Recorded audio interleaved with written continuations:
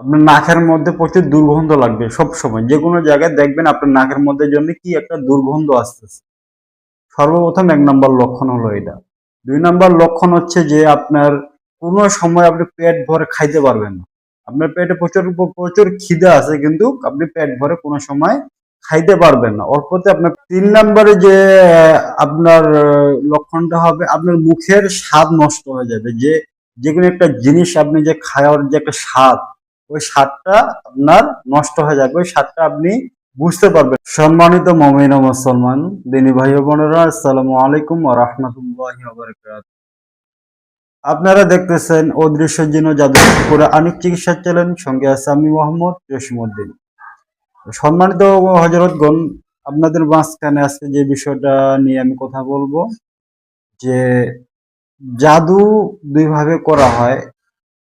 একটা হলো খাওয়ানোর মাধ্যমে জাদু করা হয়, আর একটা হলো দাপনকৃত, অথবা আপনার চুল, অথবা আপনার জামা কাপড়, অথবা বিভিন্ন ধরনের আরেকভাবে জাদু করা হয়। তো দুই ভাবে জাদু করা হয়, একটা হলো খাওয়ানোর মাধ্যমে, আরেকটা হলো বিভিন্ন পন্থায় জাদু করা হয়।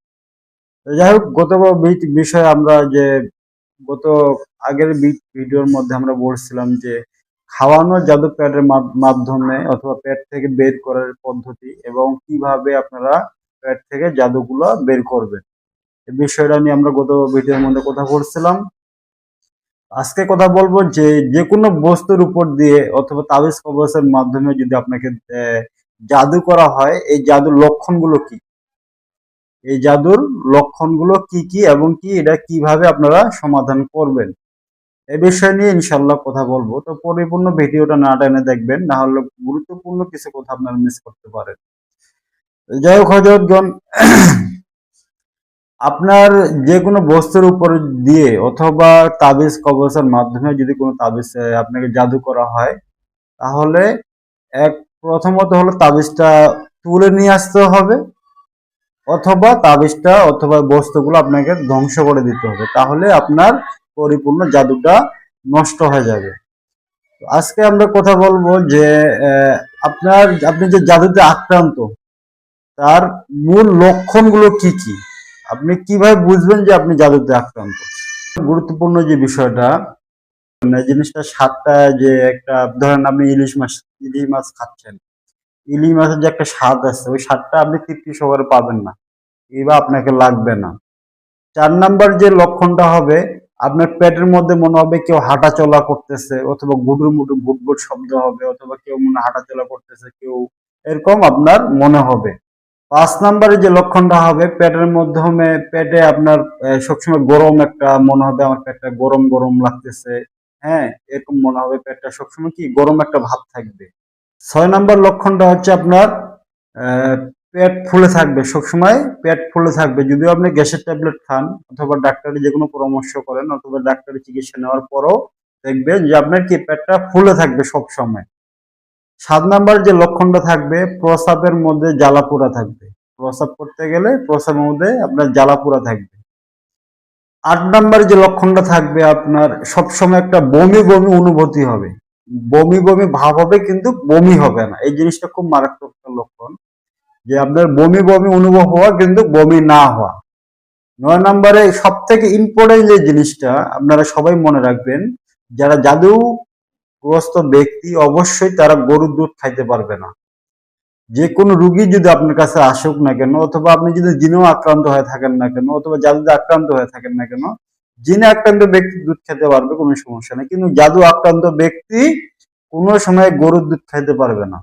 কিন্তু এটা কিন্তু একটা ভুল বুঝবেন না, অনেকে আছে গরুর দুধ পছন্দ করেন না, ওটা হলো আলাদা বিষয়, কিন্তু আপনি কন্টিনিউ দুধ খান, গরুর দুধ খান, পছন্দ করেন, আপনার একটা পছন্দের তালিকায় গরুর দুধ আছে, কিন্তু আপনি হঠাৎ করে দেখতেছেন যে আপনি গরুর দুধ আপনি খাইতে মন চাচ্ছে না, কিংবা গরুর দুধের মধ্যে একটা গ্যাস আসতেছে, এই জিনিসটা সব থেকে ইম্পর্টেন্ট, এবং সবসময় এই জিনিসটা মাথায় রাখবেন, গরুর দুধ আপনার খাইতে মন।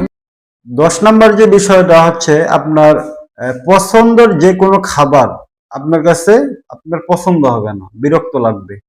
হয়তো বা আপনি যে কোনো একটা পছন্দের যে কোনো জিনিস হতে পারে খাওয়ানোর, কিন্তু ওই পছন্দের খাবারটাই আপনার কাছে এক সময় কি হবে, বিরক্ত মনে হবে, আপনার খাইতে মন চাবে না।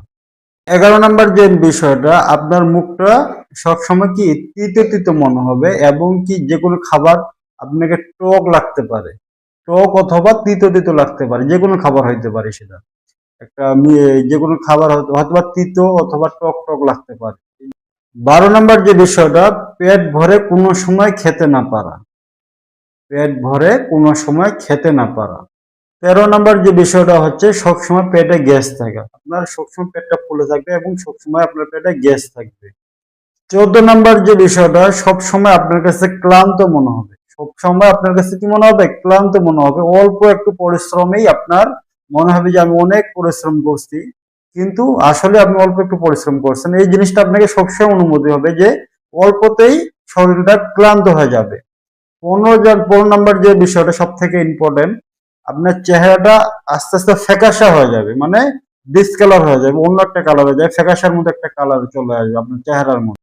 16 নম্বর যে সব থেকে ইম্পর্টেন্ট যে বিষয়টা হযরতগণ সবাই মনে রাখবেন, ঘুমের মাধ্যমে, বিশেষ করে ঘুমের মাধ্যমে আপনারা কবরস্থান বেশি দেখা এবং কি মৃত মানুষকে বেশি দেখা, এই জিনিসটা সব থেকে ইম্পর্টেন্ট, যারা জাদুগ্রস্ত ব্যক্তি সবাই মনে রাখবেন। ঘুমের মাধ্যমে আপনি মৃত ব্যক্তিকে বারবার দেখতেছেন অথবা আপনাকে ডাকতেছে অথবা কবরস্থান বারবার দেখতেছেন, এটা প্রতিনিয়ত অথবা 2-4 দিন পর পর হইতে পারে এই স্বপ্নটা আপনার মাঝে, অথবা প্রতিদিনও হইতে পারে।